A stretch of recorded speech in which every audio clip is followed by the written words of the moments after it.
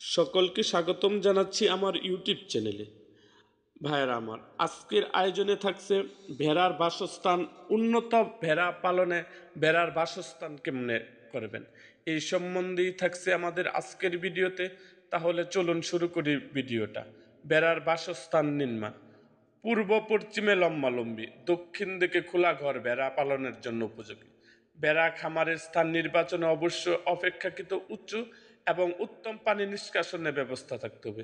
প্রতিটি পূর্ণবয়স্ক ভেড়ার জন্য গড়ে 8 থেকে 10 বর্গফুট জায়গা প্রয়োজন। প্রতিটি বারান্ত বাচ্চার জন্য গড়ে 4 থেকে 5 বর্গফুট জায়গা প্রয়োজন। ভেড়ার ঘর শন, খড়, টিন বা ইটের তৈরি হতে পারে, তবে ঘরের মেঝেতে বাঁশ বা কাঠের মাচা তৈরি করে তার উপর ভেড়া রাখা ভালো।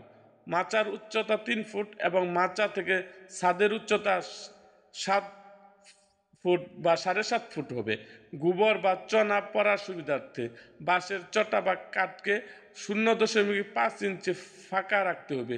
মাচার নিচে থেকে সহজে গোবর ও চনা সরানোর জন্য ঘরের মেঝেতে মাঝ বরাবর উঁচু করে 2 পাশের ঢালু রাখতে হবে। বিভিন্ন বয়সের এবং বিভিন্ন ধরনের ভেড়াকে ভিন্ন ভিন্ন ঘরে রাখা উচিত। পাঠা ভেড়াকে সবসময় ভেড়ি থেকে পৃথক করে রাখা দরকার। শীতকালে রাতের বেলা ভেড়ার বাচ্চাকে মায়ের সাথে বোর্ডিং পেনে রাখতে হবে। ভেড়ার ঘরের নমুনা প্রস্থ দৈর্ঘ্য 40 ফুট ও 25 ফুট সমান সমান 100 বর্গফুট। এরকম একটি ঘরে মোট 100 থেকে 125টি ভেড়া পালন করা যেতে পারে। মাচার উপরে উঠার জন্য বহুমুখী মেঝে থেকে 5 ফুট লম্বা সিঁড়ি রাখতে হবে।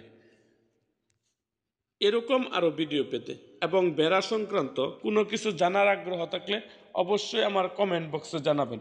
আর হ্যাঁ, যারা আমার চ্যানেলে নতুন তারা অবশ্যই আমার চ্যানেলটিকে সাবস্ক্রাইব করুন এবং পাশে থাকা বেল আইকনটি বাজিয়ে দিন।